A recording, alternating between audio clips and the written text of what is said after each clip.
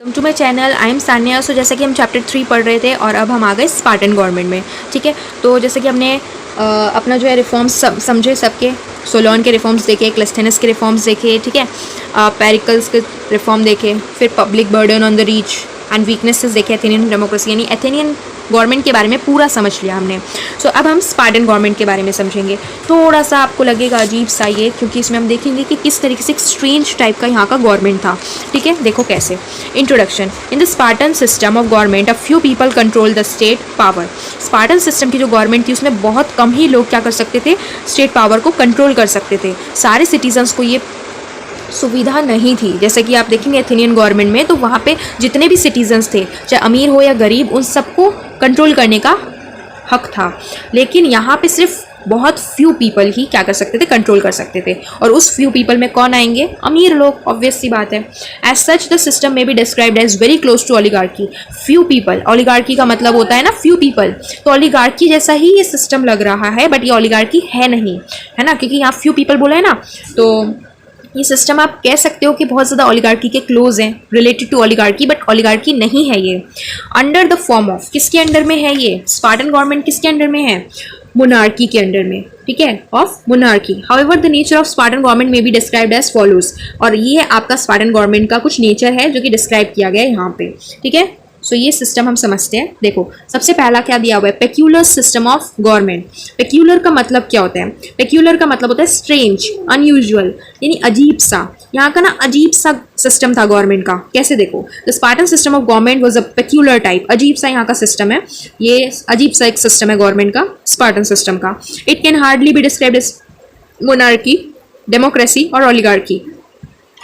मतलब आप इसको कैसे डिस्क्राइब करोगे? आप इसको मोनार्की भी कहोगे, डेमोक्रेसी भी कहोगे, ओलिगार्की भी कहोगे। मतलब हम नहीं बोल पा रहे, हम इसको नहीं डिस्क्राइब कर पा रहे कि मोनार्की है, डेमोक्रेसी है या ओलिगार्की है। क्यों? क्योंकि तीनों के ट्रेट्स इसके अंदर है।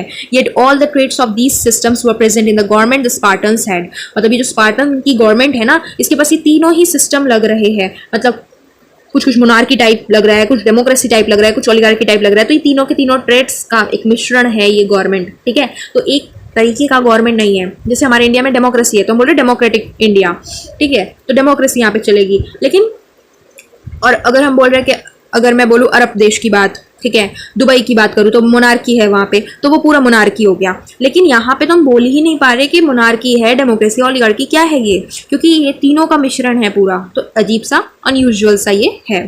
ठीक है, ऐसा सिस्टम देखा नहीं जाता है ना, अजीब सा, ये तीनों चीज़ें एक साथ हो रही है। तो इस वजह से इसको पेक्यूलर कहा गया, यानी स्ट्रेंज कहा गया है। ठीक है, देन सेकेंड चीज़ है अपेरेंटली मोनार्कियल। मतलब लोगों के अकॉर्डिंग, लोग ऐसा कहते हैं, या फिर जो चीज़ आपको मतलब बोली जाती है कि हाँ ऐसी है, बट सच्चाई में ऐसा नहीं है, सच्ची में ऐसा नहीं है। तो अपेरेंटली मोनार्कियल, लोगों का कहना है, लोग मानते हैं, जो कि सच नहीं है, बट ये मानते हैं लोग कि ये मोनार्कियल सिस्टम ऑफ गवर्नमेंट है। मोनार्की यहाँ पर है, राजा का शासन चल रहा है। ठीक है, apparently the Spartan system of government seems to be monarchial. कैसी लगती है? मोनार्कियल लगती है। But dual monarchy is found very rarely in the history of the system of monarchial government. यहाँ पे डुअल शिप चल रहा है, डुअल मोनार्कियल शिप चल रहा है। और ये इतिहास में हमारे जो भी मोनार्कियल सिस्टम है गवर्नमेंट का, जो भी सिस्टम है मोनार्कियल गवर्नमेंट का, ये पूरे इतिहास में बहुत ही रेयर पाया जाता है कि डुअल मोनार्कियल सिस्टम चल रहा है, लेकिन यहाँ पे चलता है। More important than this was that monarchs had virtually no power in the administration of the city state. और इससे भी सबसे इंपॉर्टेंट बात क्या है कि मोनार्क्स जो यहाँ पे है वो वर्चुअली, अगर हम देखें, मतलब अगर आंखों से देखें ना, तो यहाँ पे लगता ही नहीं है कि इनके पास कोई पावर है, मतलब एडमिनिस्ट्रेशन करने के लिए इनके पास कोई पावर है सिटी स्टेट को एडमिनिस्ट्रेट करने के लिए। ठीक है, तो मतलब इसलिए इसको बोला गया कि अपेरेंटली मोनार्कियल, मतलब लोगों का ऐसा कहना है कि मोनार्कियल है, बट कुछ ऐसी चीज़ जो कि दिखती तो ऐसी है बट वो है नहीं असल में, है ना। तो इस वजह से इसको कहा गया है, क्योंकि यहाँ पे जो मोनार्क्स है इनके पास कोई पावर ही नहीं है कि वो एडमिनिस्ट्रेट करे सिटी स्टेट को, समझ रहे हो, तो इसलिए बोला गया अपेरेंटली मोनार्कियल। अब आगे देखो, थियोरेटिकली डेमोक्रेटिक। मतलब थ्योरी वाइज अगर हम देखें तो डेमोक्रेटिक है ये। कैसे? देखो, theoretically the Spartan government was a democracy और Republic, for it was the Spartan citizens who elected the members of council of elders and the ephors. Ephors कौन है? Ephors were a board of 5 magistrate. Magistrate कौन होते हैं? सही गलत का फैसला लेने वाले। क्या सही है क्या गलत है उसका फैसला लेने वाले कौन? मैजिस्ट्रेट को जज भी कहते हैं। ठीक है, जो जजमेंट देता है। तो but the ephors who held the real power was responsible to none. Ephors in Sparta were the magistrates who acted as a check of the powers of the king. तो theoretically अगर हम देखें तो Spartan government एक democracy है इसके पास, या फिर बोले तो रिपब्लिक है इसके पास। क्यों रिपब्लिक क्यों बोला, डेमोक्रेसी क्यों बोला, क्योंकि यहाँ पे जो सिटीजन्स है, स्पार्टन सिटीजन्स है, वो इलेक्ट करते हैं मेंबर्स को। किसके मेंबर्स को इलेक्ट करते हैं? काउंसिल ऑफ एल्डर्स के, या फिर ephors and the ephors. Council of elders होता है, मेंबर्स एक ग्रुप है, काउंसिल है, तो उसको इलेक्ट कौन करते हैं? स्पार्टन सिस्टम्स क्या करते हैं? इलेक्ट करते हैं, ईफर्स को इलेक्ट करते हैं, ठीक है। और ये जो ईफर्स है ये क्या करते हैं? ये मैजिस्ट्रेट होते हैं। ईफर्स क्या है? स्पार्टा के मैजिस्ट्रेट्स है, जो कि जो राजा की पावर है उस पर चेक रखते हैं कि वो कुछ गलत तो नहीं कर रहा, ठीक है, जजमेंट देते हैं। समझ आया? तो थियोरेटिकली इसको क्या कहा गया? डेमोक्रेटिक। अब आगे देखो, different system than other city states. इसका जो सिस्टम है ना, अगर दूसरे सिटी स्टेट्स के साथ कंपेयर करें तो कुछ अलग सा इसका डिफरेंट सिस्टम है। The Spartan system of government was different from than in other city states, but it is not impossible to find reason for that. In Sparta, the majority of the population was those conquered by the Spartan Greeks. In order to rule over the majority people by minority, possibly the Spartan system suited best. Sparta जो है ना, Sparta में majority of population अगर आप देखोगे तो उसको conquer किया गया है स्पार्टन ग्रीक्स के द्वारा। यहाँ के जो लोग हैं ना, इन लोगों ने क्या किया? दूसरे देशों में युद्ध करके, वॉर लड़के कनकर किया है, ठीक है, जीता है उन लोगों को, ठीक है, तो पॉपुलेशन को जीता है। तो वो जो मेजॉरिटी ऑफ पॉपुलेशन है वो दूसरे लोग हैं, स्पार्टन ग्रीक्स नहीं है। तो in order to rule over majority people, तो मेजॉरिटी पीपल पे रूल करने के लिए, तो यहाँ पे आप देखेंगे जो स्पार्टन ग्रीक्स है क्या कर रहे हैं? मेजॉरिटी पीपल पे रूल कर रहे हैं। तो ऐसा देखा गया है, जो कि यहाँ पे सूट कर रहा है बेस्टली, कि जो मेजॉरिटी पीपल है, कौन मेजॉरिटी पीपल कौन है? कनकर्ड लोग है, यानी कि स्पार्टन ग्रीक्स ने जो कनकर किया है लोगों को, वो मेजॉरिटी लोग है, और ये जो माइनॉरिटी में स्पार्टन ग्रीक्स है, ये क्या कर रहे हैं? माइनॉरिटी वाले मेजॉरिटी पीपल को रूल कर रहे हैं, ठीक है। सो बेसिकली इतना इंपॉर्टेंट तो नहीं है खैर, बट हाँ कि मेजॉरिटी पीपल यहाँ पे कौन है? कनकर्ड लोग हैं, जो कि स्पार्टन ग्रीक्स ने जीते हैं उन लोगों को, ठीक है। अब वो क्या कर रहे हैं? किसी एरिया में अगर वॉर लड़ रहे हैं तो अब वो उस एरिया को जीत गए, तो वहाँ के लोग भी तो इन्हीं के अंडर में आ जाएंगे ना, तो ठीक वही चीज़ है।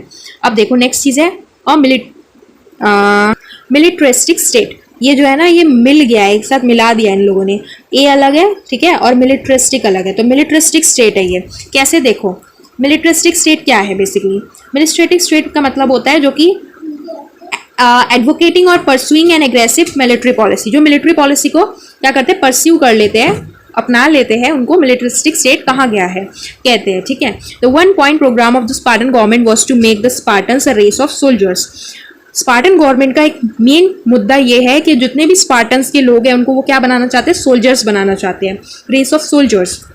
At the age of 20, young men were all compulsorily admitted to army. जैसा कि आप देखेंगे कोरिया में, कौन सा कोरिया? साउथ कोरिया या नॉर्थ कोरिया? नॉर्थ कोरिया में, आई थिंक नॉर्थ कोरिया में, मैं सही कह रही हूँ नहीं, है मुझे इतना याद नहीं, लेकिन हाँ जैसा कि BTS के जो वन ऑफ द मेंबर थे, जिमिन या जो, आई डोंट नो यार, BTS भी तो है ना, तो वहाँ के जितने भी लोग होते हैं जो 20 से अबव होते हैं, या फिर एज द एज ऑफ 20, उन लोगों को क्या करना पड़ता है? उन्हें आर्मी ज्वाइन करनी पड़ती है ना, करनी पड़ती है ना आज के समय में, ठीक। वैसे उस समय में भी होता था कि जो स्पार्टन गवर्नमेंट थी, तो उस समय एट द एज ऑफ 20 जितने भी यंग मैन थे 20 के एज के, उन सबको कंपल्सरी था। मतलब ऐसा नहीं कि उनका मन किया तो करेंगे, नहीं मन किया तो नहीं करेंगे, नहीं, कंपल्सरी था ये, हर किसी को करना पड़ता था, ठीक है। जैसे आपके स्कूल में कंपल्सरी होता है कि आपको एग्जाम देने हैं, आपको पढ़ाई करनी है, स्कूल में कंपल्सरी है ना, ठीक वैसे ही उन लोगों का कंपल्सरी था कि उनको क्या करना है? ज्वाइन होना है आर्मी में, एडमिट होना है आर्मी में। Training of women was almost as severe as that of man. Womens को भी यहाँ पे क्या करना पड़ता था? ट्रेनिंग करना पड़ता था। जिस तरीके से आदमी लोगों को कठोर ट्रेनिंग करनी पड़ती थी ना, हार्ड ट्रेनिंग करनी पड़ती थी, ठीक वैसे वुमेन्स को भी यहाँ पे ट्रेनिंग करवाई जाती थी। Women were trained to rejoice over those relatives who died with honour on the field, यानी field of battle. Honour on the field का मतलब होता है फील्ड ऑफ बैटल, यानी युद्ध के क्षेत्र में, जहाँ पे युद्ध हो रहा है, जब वॉर लड़ा जा रहा है, तो वहाँ पे मान लो कोई मर गया आदमी, ठीक है, लड़ते लड़ते मर गया, तो अब उसके जगह पर कौन आएगा? उसकी कोई महिला आ जाएगी उसके इसको फुलफिल करने, ठीक है। तो ये लोग क्या करते थे? अपने हमेशा आर्मी बनाकर रखा करते थे, आर्मी ज्वाइन करवाते थे लोगों को, ठीक है, सिखाते थे सब कुछ, ठीक है।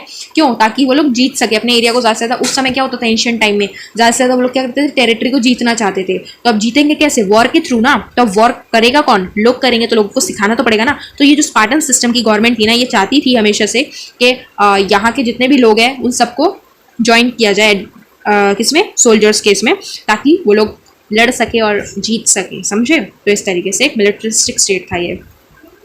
नेक्स्ट चीज़ क्या है, नियर कम्युनिज्म। अब व्हाट इज कम्युनिज्म, देखो the Spartan state system was almost a communism. Spartan state system क्या था, एक कम्युनिज्म था।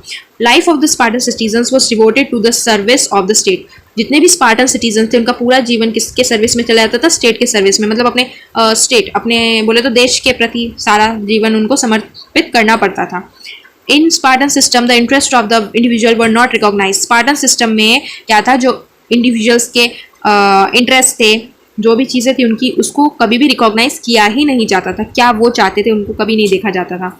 In fact the interest of the individual were sacrifice to those of the state. अगर किसी भी इंडिविजुअल का कोई भी इंटरेस्ट है तो उसको उसे सेक्रीफाइस करना पड़ता था अपने स्टेट के खातिर, ठीक है। तो मतलब उसको कोई इंटरेस्ट रखने का कोई यही नहीं था, ठीक है। उसे अपना सारा जीवन किसमें, अपने स्टेट के खातिर देना पड़ेगा। जैसे उसकी 20 का एज होगा वैसे उसे अपना स्टेट के खातिर अपना जीवन देना पड़ेगा। किसमें, आर्मी में देना पड़ेगा। आर्मी में देगा तो आर्मी में लड़ना भी पड़ेगा वॉर में जाके, समझ रहे हो। तो इस तरीके से तो ये पूरा था आपका स्पार्टन सिस्टम गवर्नमेंट के बारे में। This is all about Spartan government के स्पार्टन गवर्नमेंट का सिस्टम कैसा है, ठीक है। तो यहाँ पे हमारा ये टॉपिक कंप्लीट हुआ। सो इस वीडियो में आप देखेंगे ग्रीक सिटी स्टेट्स का जो पूरा हमारा टॉपिक है ये पूरा कंप्लीट हो गया। अब नेक्स्ट टॉपिक होगा कंपैरेटिव हिस्ट्री ऑफ एम्पायर्स। मैंने बोला था ना ये जो चैप्टर है इसको दो भागों में हम बांट लेते हैं, एक ये वाला टॉपिक और एक ये वाला। तो ये वाला टॉपिक मैंने पूरा समझा दिया, ठीक है। सबसे पहले तो हमने समझा इंट्रोडक्शन में ग्रीक के बारे में, फिर हमने समझा सिटी स्टेट्स क्या होता है ये, इसको समझा। फिर हमने देखा दो इंपॉर्टेंट सिटी स्टेट्स कौन से थे, एथेंस और स्पार्टा। तो एथेंस और स्पार्टा के गवर्नमेंट एडमिनिस्ट्रेटिव सिस्टम के बारे में हमने समझा।